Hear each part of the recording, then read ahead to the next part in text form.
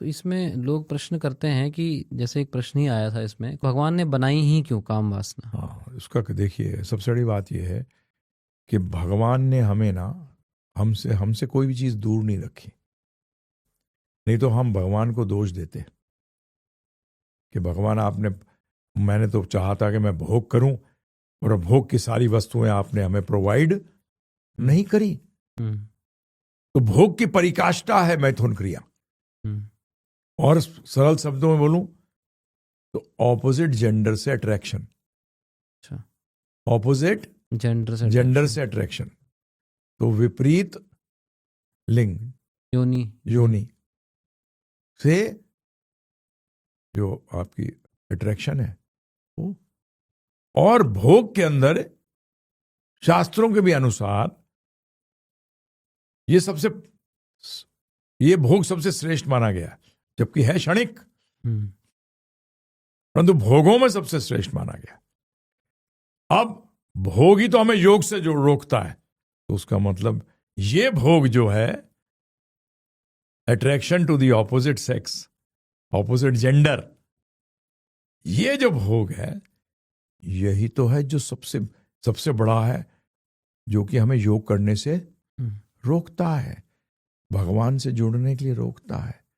परंतु अगर भगवान ही हमें नहीं देते तो हम भगवान को दोषी मानते कि भगवान आपने भोग की सारी वस्तुएं तो दी नहीं, हमें सारी वस्तुएं प्रदान करानी थी, तब मैं डिसाइड करता।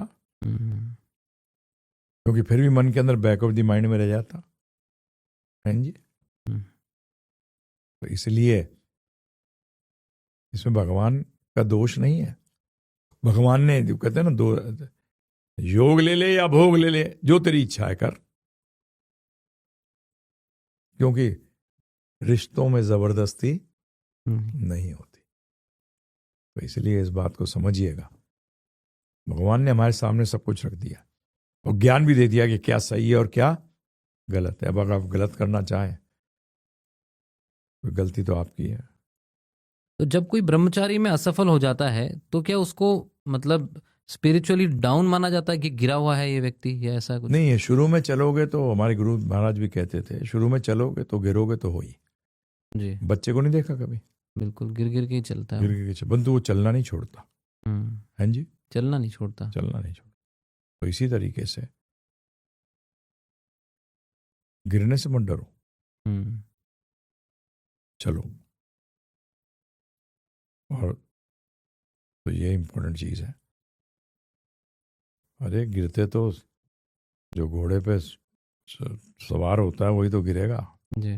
घोड़ा ही नहीं चलाया उसने कभी, तो क्या गिरेगा? तो इसलिए गिरने से, फेलियर से डरो मत। कोशिश यही करो कि उसको दोबारा रिपीट ना करो, प्रायश्चित हो गया। ठीक है ना? अगर आप प्रोसेस में लगे रहे तो हमारे गुरु महाराज श्रील प्रभुपाद जी कहते थे कई बार पिछले जन्म के कर्मों के अनुसार, तो ये कई लोगों को कंट्रोल बहुत इजी हो जाएगा, कई लोगों को ब्रह्म में आचरण करना मुश्किल होगा, आत्मा का आचरण करना मुश्किल होगा, कईयों को आसान होगा क्योंकि वो पिछले जन्मों में करता आया है। जी। करना तो पड़ेगा।